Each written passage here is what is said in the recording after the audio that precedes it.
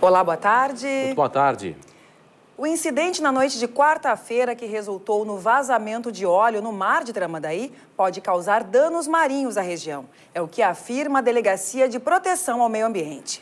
Já a FEPAM alega que os danos são pequenos. Esse é o terceiro vazamento na região em 4 anos. A mancha de óleo foi observada entre as cidades de Imbé e Tramandaí. O vazamento ocorreu na quarta-feira, após o rompimento de um mangote, espécie de mangueira que conecta a monoboia ao navio. O que vazou foi o óleo que fica nas válvulas de segurança, acionadas com o incidente. Cerca de 2.500 litros do produto atingiram o mar. Segundo a FEPAM, o derramamento foi pequeno, de baixo impacto ambiental. Retornamos a fazer um sobrevoo no final da tarde, o que se mostrou que a mancha já estava bem mais dispersa. Então, assim, com certeza, foi um pequeno acidente de baixo impacto. E que bom que foi isso. A Delegacia de Proteção ao Meio Ambiente diz que é impossível descartar o dano ambiental. Vazou cerca de 2.500 litros de óleo e isso, em contato com a água, pode sim provocar algum tipo de dano ambiental, que somente a perícia oficial é que vai dizer o tipo e quanto de dano foi ocorrido. Em 2012, no mesmo local, houve um derramamento de cerca de 1 milhão de litros de óleo no mar. Na ocasião, o produto chegou à costa.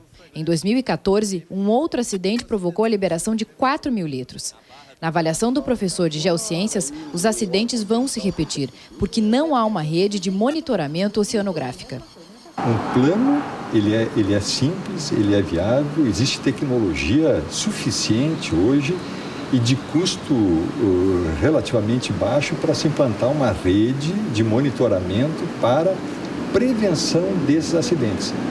Em nota, a Transpetro, operadora do navio, disse que quando o vazamento aconteceu, a operação foi paralisada preventivamente devido ao mau tempo e que as válvulas de segurança bloquearam as extremidades dos cabos.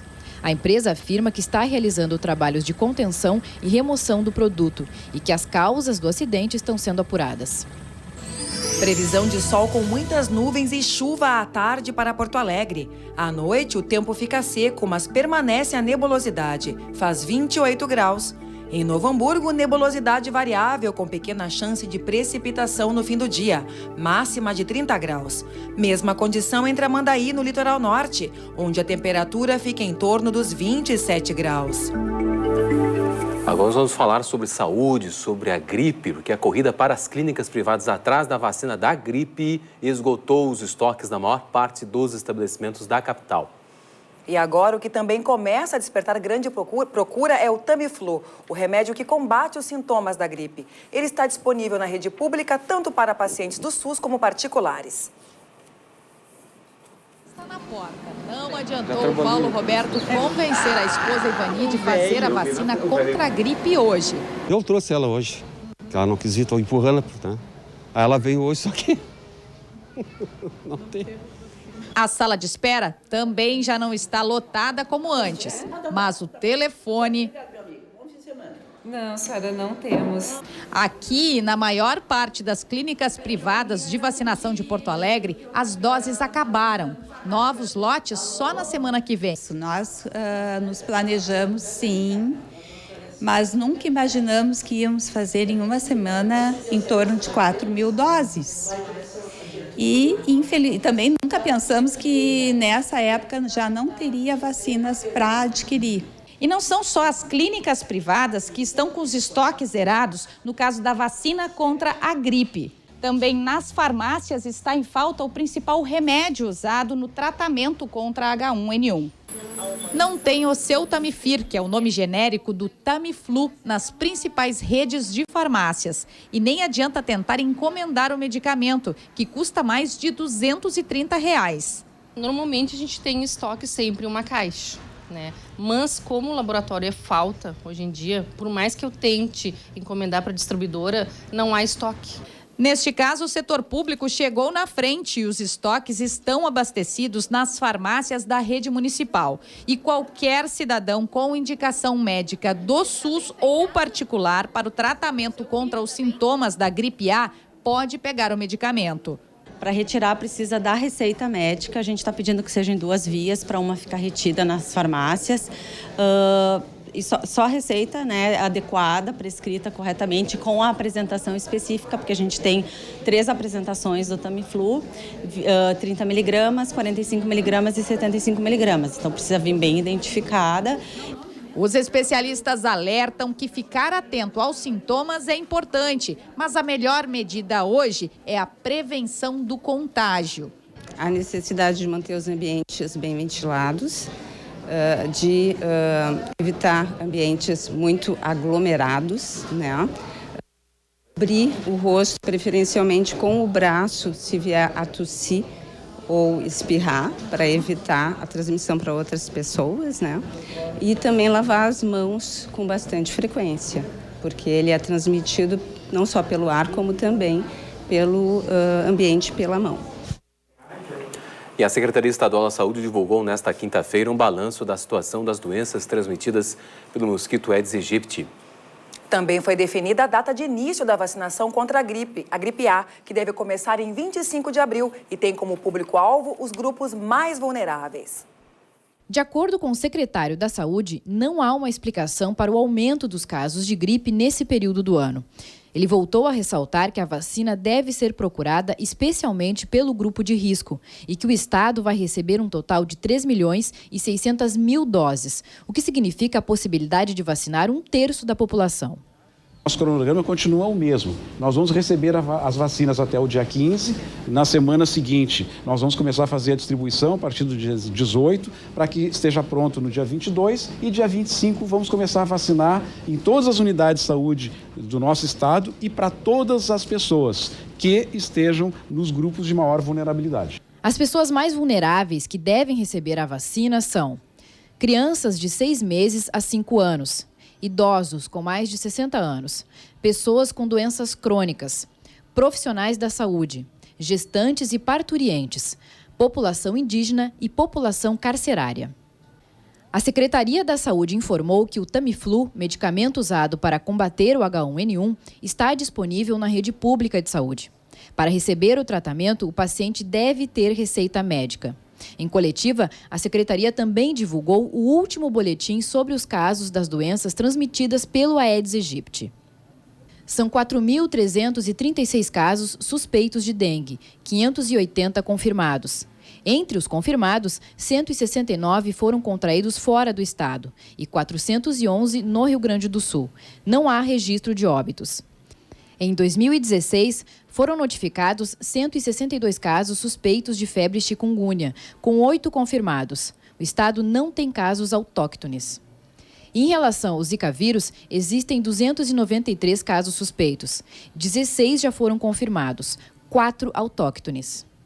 O Rio Grande do Sul tem 2 casos confirmados de microcefalia, que é a má formação cerebral de recém-nascidos, relacionados ao vírus Zika. O primeiro foi em Esteio, o segundo em uma moradora de Cachoeira do Sul que viajou para São Paulo. E a Prefeitura de Porto Alegre também divulgou dados atualizados de casos de dengue, zika e chikungunya. O levantamento inclui os registros feitos até o dia 2 de abril.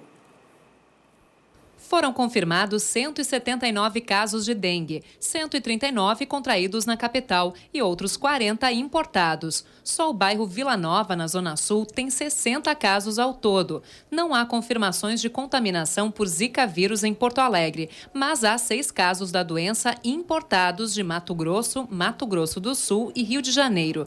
De chikungunya, são 4 os casos importados. Os pacientes têm histórico de viagem a Fernando de Noronha e Minas Gerais. Realmente, o mosquito Aedes aegypti segue causando problemas no estado. A Secretaria Estadual da Saúde já registrou, então, 580 casos de dengue, 16 de zika e 8 de chikungunya. Para evitar que esses números aumentem, agentes de saúde agem nos municípios. E em muitas residências, esses agentes encontram materiais como pneus e resto de telha acumulados, que reservam água parada propícia para a proliferação do mosquito. A ajuda e conscientização da comunidade são 2 pontos bastante abordados por eles. É o que você confere mais na reportagem da TV Cachoeira. Entulho, muito entulho. Sobras de madeira, telhas e pedaços de bicicletas. Tudo em um só terreno. É apenas um exemplo do que está sendo encontrado e recolhido pela força-tarefa criada pelos agentes de saúde e de endemias do bairro Noêmia. A quantidade de material, tem muito material, tem muito pneu, né? A nossa maior preocupação era isso, os materiais que estão acumulando água. Todo tipo de material, mas a nossa maior preocupação é essa, por causa do mosquito. A agente de endemias, Cristiane, e os agentes de saúde, Carla, Flávio e Eveline, decidiram unir forças a partir da realidade que encontram no dia a dia, visitando as cerca de 3.000 residências do bairro. Muitos materiais acumulados nos pátios, muito entulho e grandes possibilidades locais abrigarem criadouros do mosquito Aedes aegypti. As pessoas não tinham destino para dar para aquele material, por ser muita quantidade. Não era questão de algumas garrafas, alguns baldes, algumas coisas. Era um acúmulo muito grande de material. E a população é carente do bairro, a maioria, grande parte da população do bairro Noêmia é carente e não teria condições de dar um destino particular correto para isso tudo. Com o apoio da Secretaria do Meio Ambiente, a força-tarefa se completou. Depois de passar orientações aos moradores, o recolhimento teve início. Em apenas uma manhã de trabalho, em cerca de 6 ruas aqui do bairro Noêmia, foi coletada essa carga toda de pneus. Hoje a coleta foi só de pneus. Nos próximos dias, outros materiais serão recolhidos. E a ação vai se estender no bairro por mais cerca de 3 meses. A gente espera que a comunidade cachoeirense, que todo mundo, que essa iniciativa não fique só aqui no bairro, que isso se ramifique para todos os outros bairros, os outros colegas agentes de saúde se coloquem à disposição da comunidade para que a gente possa fazer essa prevenção no bairro, na cidade. Para que novos mutirões sejam realizados, é preciso que os moradores se mobilizem e busquem a parceria do poder público. O que acontece? Eles precisam nos chamar. A gente sabe que o problema existe, mas a comunidade precisa se movimentar e procurar o serviço, para a gente poder acompanhar como a gente está fazendo aqui no Noêmia. E não vai ser só limpamos as casas das pessoas, não vai ser isso. Nós vamos acompanhar essas famílias no mínimo por 3 meses, com visitações de preferência semanais, que a gente consiga mudar a consciência deles. O que eles estão fazendo é para muita ajudação do povo aqui, só que tem povo que não adianta, fala, mas não tira do lugar as coisas. É sujeira para todo lado aqui, do lado ali, tava que ninguém aguentava ali. Era rato, barata, tudo que é tipo de coisa. Acho que agora muda a situação. Eu acho que agora muda um pouco. Um estudo feito no norte do estado busca melhorar a qualidade de vida de pessoas com diabetes tipo 2. A pesquisa do principal hospital de Passo Fundo está analisando pacientes que usam insulina há menos de 1 ano e ainda precisa de vários voluntários. É o que você confere na reportagem da UPF TV. Uma doença que merece cuidado. Quem tem o diabetes tipo 2, o organismo produz insulina, mas ela não exerce a função adequada, alterando os níveis de glicose do corpo. O diabetes tipo 2, que é 90% dos casos, quer dizer, a grande maioria, ele ocorre depois dos 40 anos, na maioria. E acomete mais pessoas que tenham antecedentes familiares com diabetes e que sejam gordos, principalmente na região da barriga, gordura abdominal. O Hospital São Vicente de Paulo, de Passo Fundo, através da Unidade de Pesquisa Clínica, está realizando estudos sobre novos medicamentos para o tratamento do diabetes tipo 2. E para produzir a pesquisa, o hospital está procurando pacientes adultos que tenham a doença e que usam insulina há menos de 1 ano. É uma pesquisa que ela é o que a gente chama de um estudo observacional, então são pacientes que a gente não vai haver uma intervenção específica no tratamento deles, e sim um acompanhamento, uma orientação. Fizemos pesquisas com medicações novas que estão sendo testadas e depois de, se bem aprovadas, elas entrarem no mercado, Cada medicação tem um efeito, uma atua no fígado, outra atua no esvaziamento do estômago, outra atua na perda de glicose pelos rins. Então a gente está procurando fazer estudo de cada uma especificamente e ver se tem algum efeito protetor sobre o paciente com diabetes. Esse é um projeto multinacional, realizado em vários lugares do Brasil e do mundo. Os voluntários que participarem serão beneficiados. A vantagem para esse paciente ao entrar no projeto de pesquisa ele vai ganhar alguns exames específicos, né, exames de glicemia, algum acompanhamento específico referente aos exames e o acompanhamento médico, né, em algumas visitas. É um estudo limitado, num período de 40 dias. Então, justamente para saber quais são os hábitos desse paciente em relação ao diabetes mellitus e ao tratamento com a insulina.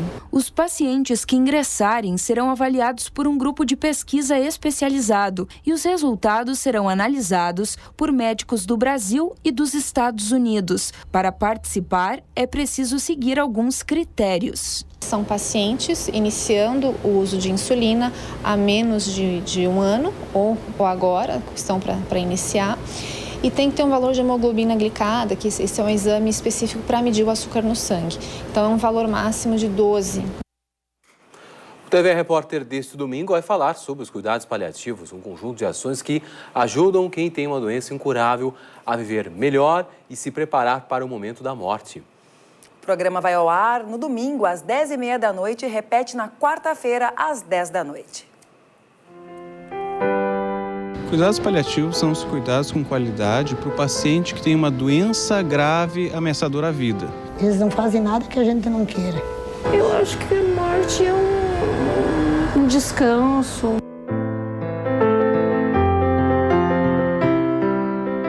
A gente não aprende na faculdade a fazer cuidado paliativo. A gente aprende a curar. Eu não tenho medo de morrer, mas eu tenho muita vontade ainda de viver. Não está na hora de eu morrer ainda. Nunca é fácil, eu diria que sempre é um desafio, porque trabalhar com a morte é um desafio. O final da vida do ser humano, praticamente ele coloca ali um estanque entre a vida dele e aquele momento.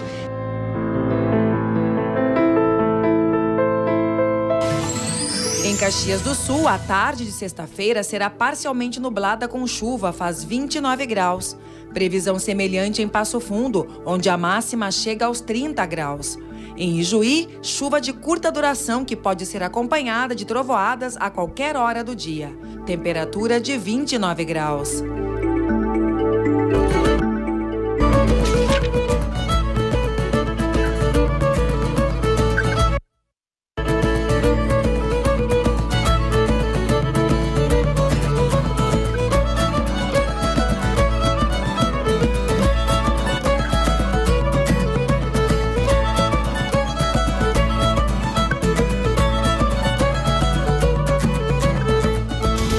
Veja daqui a pouco. Moradores fazem manifesto contra fechamento de posto da Brigada Militar da Redenção na capital. Em instantes, Estado homenageia empresas gaúchas com mais de 100 anos de atividade.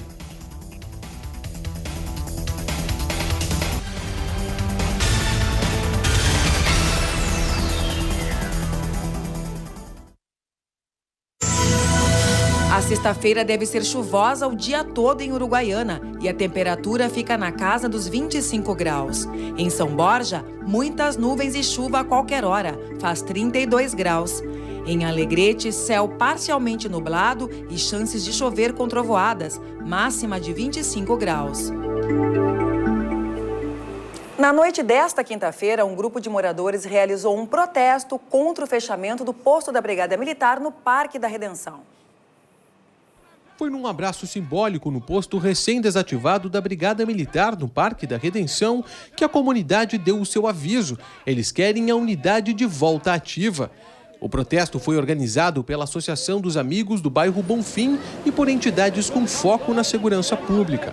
O ato também interrompeu o trânsito em frente ao posto por pelo menos 2 vezes. Com cartazes e gritos de ordem, moradores das proximidades chamaram atenção sobre a violência crescente nas redondezas e a necessidade de um posto que funcione 24 horas. Segundo o comando do 9º Batalhão da Brigada Militar, a decisão de desativar a unidade é estratégica e não está ligada a corte de gastos. Na visão da BM, o posto teria perdido a sua utilidade, uma vez que foi pensado para uma época em que as pessoas precisavam do espaço para pedir informações e procurar por segurança. Os policiais que atuavam na unidade vão continuar com rondas no parque. O tenente-coronel Marcos Vinícius, que atende a região, destacou que um micro-ônibus deve circular pelo bairro Bonfim para atuar como posto móvel policial. O objetivo da mudança é aproximar o efetivo dos locais que possuem alto índice de criminalidade, como as paradas de ônibus e o entorno da URGS, junto a Sarmento Leite com a Oswaldo Aranha. O governo do estado entra hoje com um mandado de segurança no Supremo Tribunal Federal para que o Rio Grande do Sul passe a pagar a dívida com a União, levando em conta apenas os juros simples e não mais capitalizados. Ontem, o governo de Santa Catarina conseguiu uma liminar que impede, inclusive, sanções pela redução nos pagamentos mensais. O resultado foi considerado muito positivo pela Secretaria da Fazenda. A Receita Federal abriu hoje a consulta ao lote de restituições residuais do Imposto de Renda. Os documentos são referentes aos exercícios de 2008 a 2015. Os valores serão creditados nas contas dos contribuintes no dia 15 de abril, totalizando 230 milhões de reais. Para saber se teve a declaração liberada, o contribuinte deverá acessar a página da Receita na internet ou ligar para o Receita Fone no número 146. Uma solenidade ontem homenageou empresas com mais de 100 anos de funcionamento no Rio Grande do Sul. A iniciativa do governo estadual e da Junta Comercial contou com o apoio de entidades representativas do comércio, da indústria e da agricultura gaúcha. Chegar aos 100 anos realmente não é fácil. A maioria das empresas brasileiras, segundo o dado do IBGE, não passa dos 5 anos de atuação no mercado. É por isso que elas têm muito a ensinar aos novos empreendedores. As organizações centenárias passaram por 2 guerras mundiais, trocas de moedas e até inflação recorde de 3.700% em menos de um ano, registrada no início da década de 90.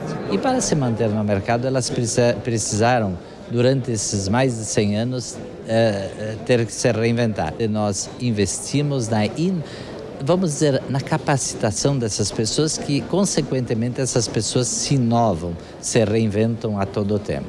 Na homenagem a 39 empresas gaúchas longevas, um problema que trava o empreendedorismo no país ganhou destaque: a burocracia para se abrir e manter uma empresa. As principais que nós temos que fazer é melhorar esse ambiente de negócio, facilitar os acessos à empresa, desburocratizar todo esse processo. O assunto agora é agricultura.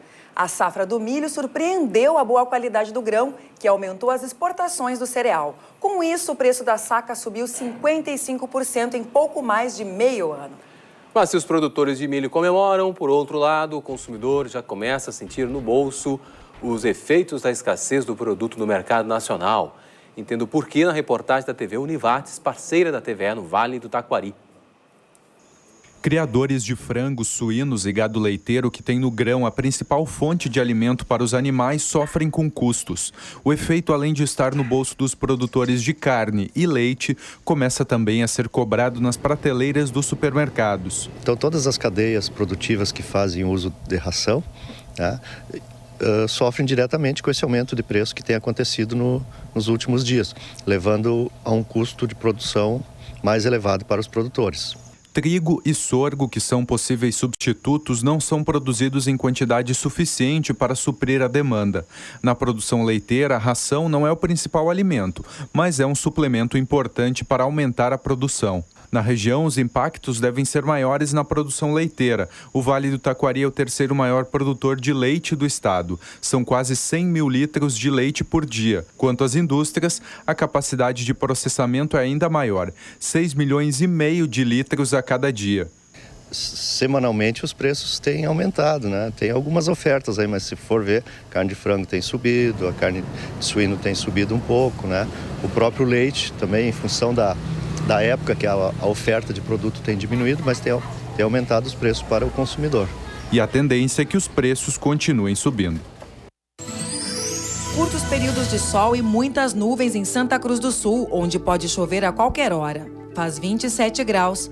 Na cidade de Santa Maria, tempo encoberto e chuvoso com temperaturas em torno dos 25 graus. Mesma condição em Cachoeira do Sul, onde os termômetros registram 26 graus. Cooperativa de Catadores de Lixo de Novo Hamburgo mantém coral há 5 anos.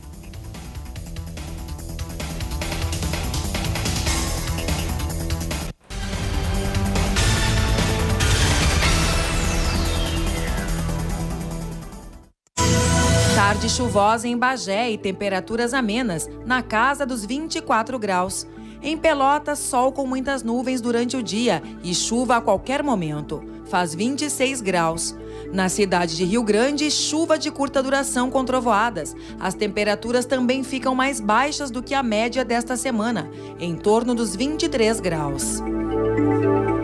Trabalhadores de uma cooperativa de catadores de Novo Hamburgo, no Vale dos Sinos, ganharam mais um motivo para cantar. Há 5 anos, o coral do Cata Vida se reúne em prol da música e da superação.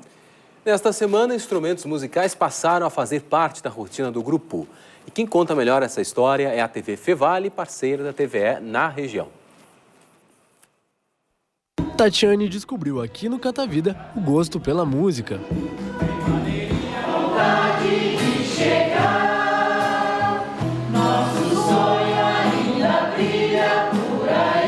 Eu me sinto bem, me sinto orgulhosa de mim mesma, né, de estar participando do coral.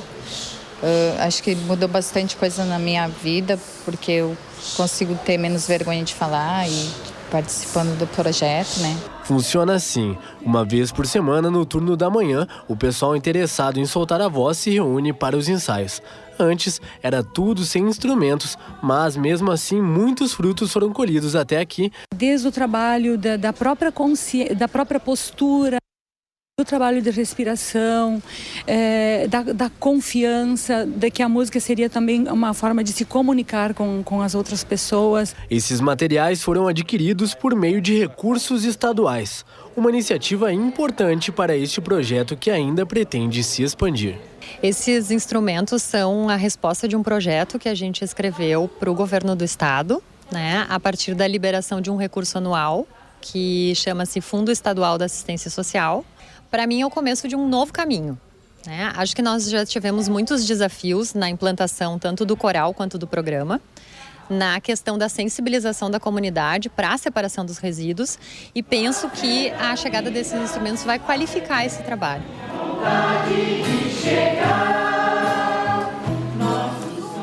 E hoje Quaraí está de aniversário. Localizada na região da Campanha, divisa na fronteira com Artigas, no Uruguai, a cidade completa 141 anos. Parabéns! E também nesta sexta-feira, Roupa Nova faz show em Porto Alegre, no Auditório Araújo Viana, a partir das 9 da noite. São mais de 35 anos de carreira e muito sucesso. É com eles que a gente vai encerrar o canal aberto. Em seguida vem Plano de Jogo, novas informações no segunda edição. Boa tarde, bom final de semana. Quando peguei de leve a tua mão, a noite inteira passando um segundo, o tempo voa mais do que a canção, quase no tira pesar, um beijo então você se rendeu. Na minha fantasia, o mundo era você e eu. Quero vir daqui, eu quero